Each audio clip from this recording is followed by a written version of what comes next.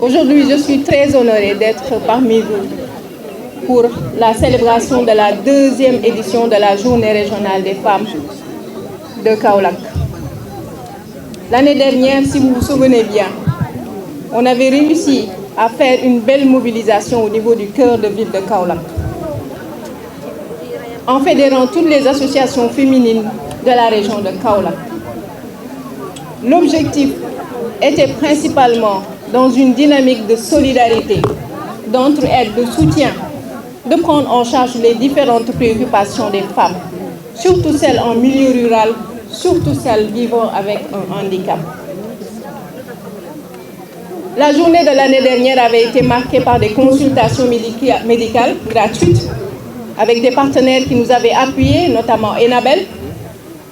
Nous avions également mobilisé un important lot de matériel qu'on avait modestement attribué aux femmes détenues à la maison d'arrêt et de correction de Kaolack, juste pour qu'elles soient impliquées dans cette belle cérémonie.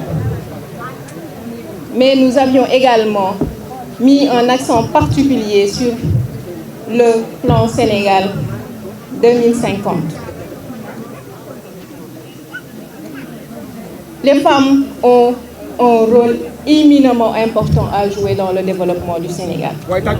Et c'est un capital humain à valoriser, à former, à renforcer en termes de capacité. Non pas pour être des concurrentes par rapport aux hommes, mais nous devons, dans une dynamique de complémentarité, porter le développement. C'est ma philosophie, c'est ma vision en tant qu'autorité administrative, parce que je mets en avant l'administration de proximité, l'administration de développement.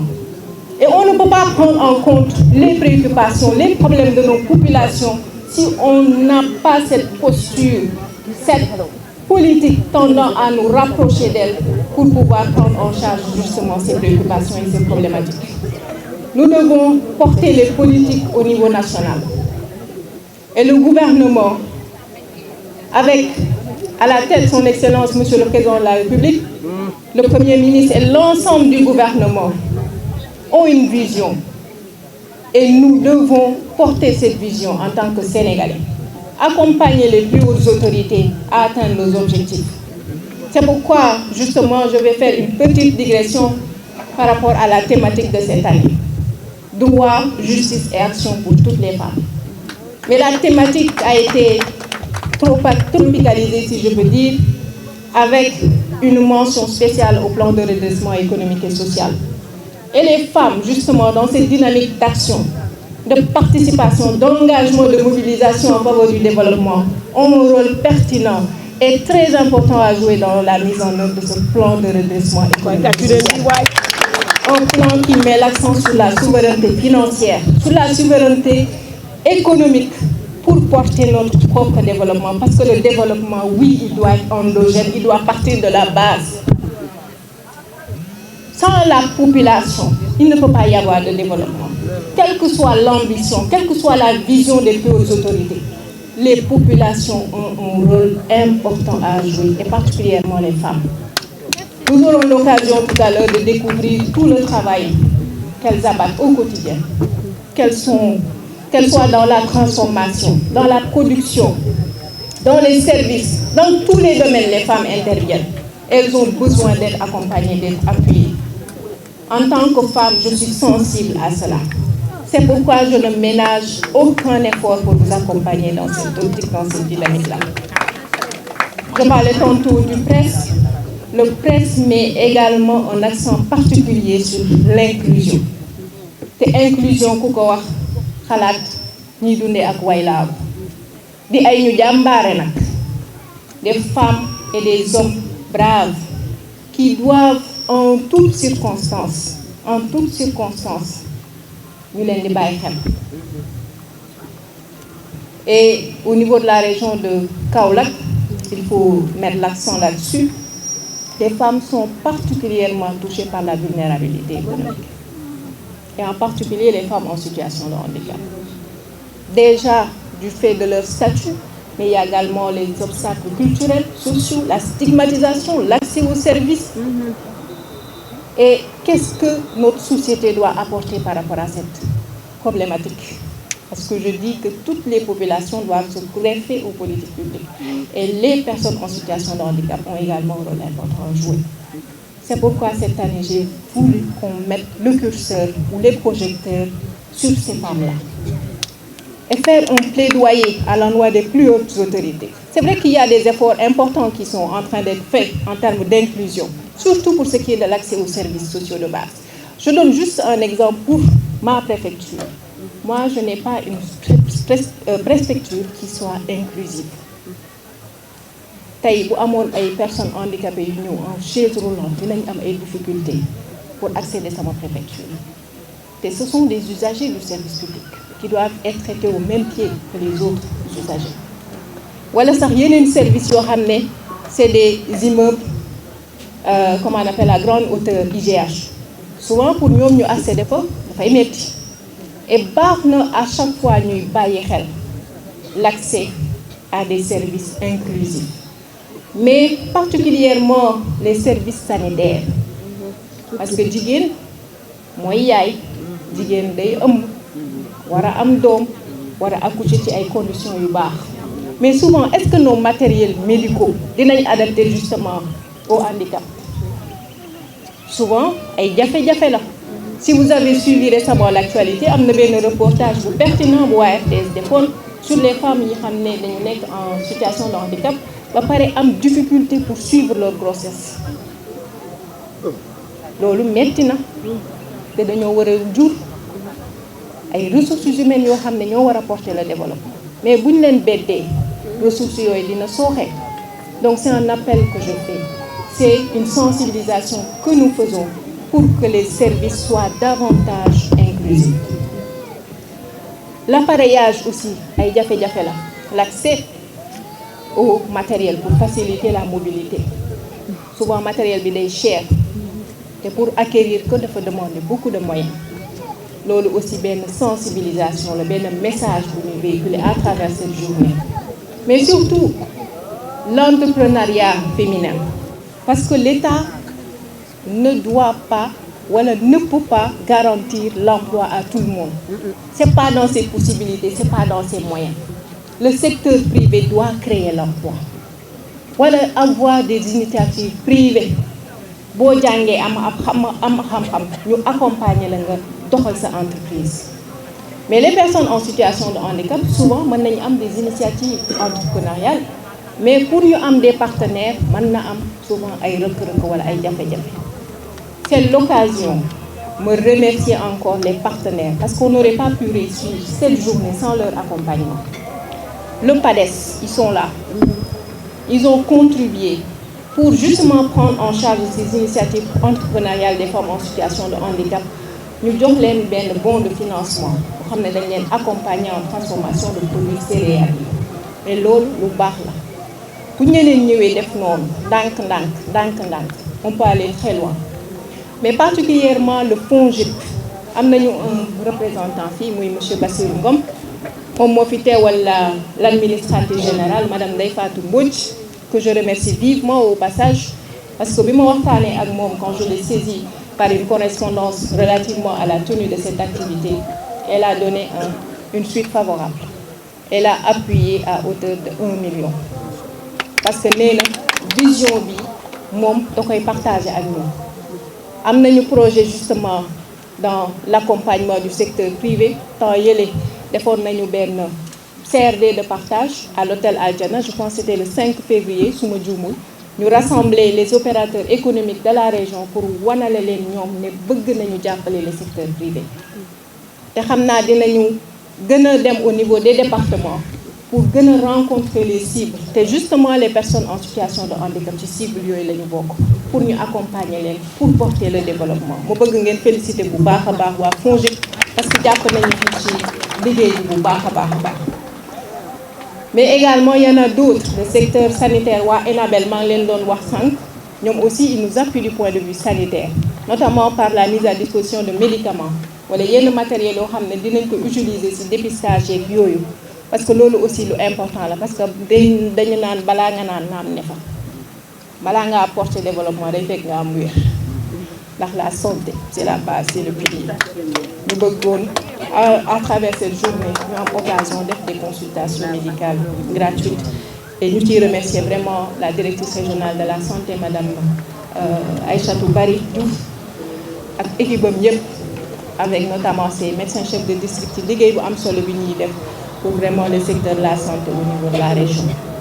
Mais dama bëggoon aussi ñu def benn action bu symbolique ci man parce que tantôt ñu ngi koy wax les femmes préfets au Sénégal bëriwul on n'est que 6 sur 46 départements donc le ratio est très faible te baax na ñu nekk des sources d'émulation pour les jeunes filles parce que xale yu jigéen ñi demain ñoom ñoo fiy nekk ce sont les femmes leaders. Elles ont besoin d'être dans un environnement sécure, dans un environnement sain, propice pour mën a jàng ci xel mu dal pour ëllëg mën a porter le développement. Et c'est parce que nous avons été élèves nous aussi, parce que xëy ñu rek yegg si fii on est passé par l'élémentaire, dem moyen, dem secondaire, dem université te ku xam jigéen xam ne dafa am ñu ko yàlla mooñaale muy mbaax.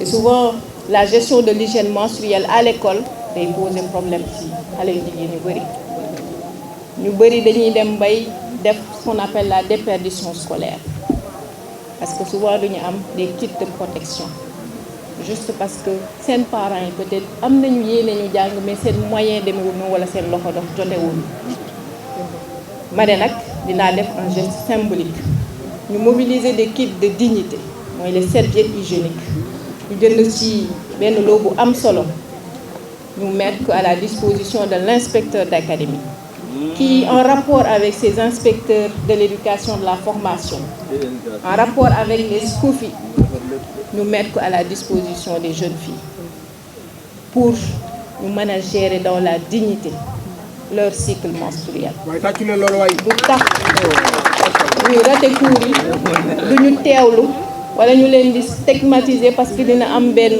trouble psychologique bu muy def ci ñoom ba duñu mën a yeggali seen jàng c'est une goutte d'eau dans la mer bu ñu amoon yéene dañu amoon yéene def lu mag toutes les filles de la région ñu mën a am de façon en tout cas très facile des kits de dignité mën a jàng normalement sans contrainte sans rupture on a tenu à le faire boole nañ ci quelques effets ay saabu ay parfum ak diw parce que nag jigéen daa war a toppatoo boppam bëgg boppam xëy lu neex on a tenu à le faire symboliquement ñu dajale waale benn matériel bu ndaw des chaises roulantes ak quelques béquilles ñu ne dañ koy remettre aussi symboliquement les personnes en situation de handicap pour jàppale leen dans leur mobilité parce que jàpp naa ne célébrer la femme c'est pas seulement un jour ni un mois mais c'est pour toute la vie parce que jigéen mooy àdduna jigéen mooy société ku ji tabax jigéen ku defar jigéen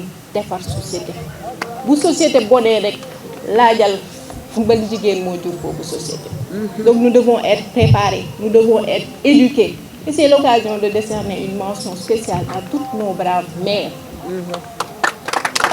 ñoom ñoo ñu jàppale ñoo ñu yar ñoo ñu tette kon tey ñu yegg si te bëri na fi ay exemple ñenn ñi peut-être jotuñu sax fekke seen njëriñu doom yal na yàlla yërëm leen xaaral leen àjjana gën a kawe di décerner une mention spéciale à toutes les braves dames de la région de Kaolack di la wax ne madame le préfet Marième Anne elle est à vos côtés à chaque fois boo leen ko soxlaa pour accompagner leen parce que na am njëriñ bi bëriwul mais ñoo ngi def li ñu mën en tout cas li xam ne nekk na à notre portée pour partager ça avec vous mënoon naa toog ma ne je suis un préfet de département je suis un administrateur civil yéeg ci benn piédestal mais j'ai voulu partager avec vous parce que dañ naan lu kenn man ñaar ñoom ko daal je tends la main à toutes les femmes de la région ma ne jigéen laa fi mais je veux impacter parce que foo nekk da nga war a impacter nit war naa xeeb wala bañ judd màgg ba wuy ji boroomam amalul njëriñ benn secteur sëriñ société il faut éviter te bëgg naa bés bu ma jógee département de Guinguinéo ñu ne préfet Marième Anne defoon na lii wax na lii am na ku mu jàppale parce que yàlla dafa bind te yemalewul te da ngay dimbali koo tane yàlla dafa bind te yemalewul. Ma terminer juste par un point wala gisee au niveau du présidium maa ngi fa def benn coffret bi nag dama ko jagleel la responsable du daara Maam Jaara bu Porokhane. Parce que kit de dignité yi c'est pas seulement pour les établissements scolaires pour l'apprentissage formel mais daara yi aussi ci lañ bokk te dañuy yar. Bientôt le président de la République va célébrer la journée nationale des daara, je pense que c'est le 31 mars inchallah yàlla dañ ko fekk te daara aussi ci ñuy tabax société lañ bokk ci ñuy defar ay ressources humaines lañ bokk moo tax ma tànn coffret bi te coffret bi nag kaamil moo ci nekk te kaamil bi xam ngeen lan la suratul Mariam 10 exemplaires laa ci dugal et je pense que c'est un message parce que Sayyidatuna Mariam mooy Marie ci suñu mbokk chrétiens yi mu nekk un modèle pour toutes les femmes du monde ndax nit da ngay am référence boo amul référence da ngay réer ndax ku la jiitu ci néeg bu lëndam moo la mën a wax fi ngay doog nit da ngay nangu sufiyanke wu am ku la wan yoon te nous on est passé par là parce que dañ ñoo yar te li tax ma ne yàlla tànn ko def ko élever ko au rang des femmes les plus importantes du monde nekk une source d'acceptation de la volonté de Dieu parce que yéen ñëpp xam ngeen fi mu jaar ndax bu doon góor amaana ne yonante lay nekk mais moom jur na yonant mu nekk référence te bokk ci famille bu baax mooy Ali Imran te exemple la suñu borom di joxe parce que société dañ ko war a defar te ci famille lay déparé te famille jigéen ñi ñoo fa nekk jigéen ñi ñoo war a yar ñoo war a tabax société bi te gis ngeen suñu réew léegi ni mu jaxasoowee indiscipline bi ni mu bëree Sénégal incivisme bi le manque de patriotisme def lu la neex délinquance bi ci xale yi te ci ay kër la ñu jóge ci ay famille la ñu jóge nañu defaraat toogaay yi nañu gën a yaraat njaboot te yaay da ngay am jot pour toog ak sa doom di wax ak ñoom di leen xamal àdduna mais ñu ngi ci réseaux sociaux yi ñoo ngi topp kaa yi ñoo ngi topp loo xam ne amaluñu benn njëriñ te séance yu mel nii baax nañu gën a def benn taxaw seetlu xoolaat suñu bopp parce que responsabilité bu rëy la ñu fi jiitu woon bu ñu amul woon lu ñu def ci ñun duñ toog fii bay ban a wax ni lii léegi les générations futures qu'est-ce qu'on va leur laisser lan lañ leen di bàyyil ci lu baax ci ay jikko yu rafet te ëllëg ñu war a porter le développement fanaa nit boo yëree pousse danga cee war a farlu am taxawaay pour mu bañ a réer sa loxo te loolu laay woo jigéenu Sénégal yëpp particulièrement les femmes de la région de Kaolack si on veut être des femmes actrices de développement acceptons d'être formées acceptons d'être accompagnées soyons fortes soyons résilientes comme on l'a toujours été mais soyons-le davantage et ensemble on pourra porter le développement de notre pays yàlla na Sénégal jëm ci kanam yàlla na Sénégal am jàmm yàlla na àdduna bi am jàmm suñu xel dem na ci ñi xam ne actuellement ñoo ngi Moyen-Orient parce que jàmm ci la lépp xaj dëgg la bu jàmm amul woon duñ fi toog ba Serigne Mor Thioune toog di ëpp stop kenn du ko tal mais ñoo ngi toog ci jàmm ci teraange dans la plus grande fraternité dans la plus grande cordialité di def loo xam ne dina amal njëriñ ay xale yu jigéen dina amal njëriñ ñoo xam ne ñu ngi nekk di dund ak laal yal na yàlla barkeel li ñu def tey ak ñeneen ñoo xam ne ñu ngi nekk ci yeneen a gox di def yu mel nii parce que il faut savoir impacter notre communauté il faut savoir impacter notre société yal na yàlla jàppale ñu ci yéene bu ñu am mu ñuy yombalal à chaque fois di féliciter les Amazones du Saloum jigéen ñëpp ñi xam ne gëm nañu initiative bi ñu ciy liggéey di décerner une mention aux femmes de Nioro parce que ñoo doon coordonner l'activité puis également avec celles qui sont à Guinguinéo mais également à Kaolack ànd bu rafet dafa neex te bu ñu bokkee ndey bokku baay éviter les coups bas defante bi les clans amul benn njëriñ dans la vie il faut avoir un esprit de dépassement moi j'ai cette philosophie là du ma defante j'ai autre chose à faire naa leneen lu ma dal je ne suis pas dans les détails. Et quand je me fixe des objectifs, je me donne les moyens de les atteindre. Et alhamdoulilah, on a atteint cette journée des objectifs. Merci beaucoup à tous les partenaires qui nous ont accompagnés.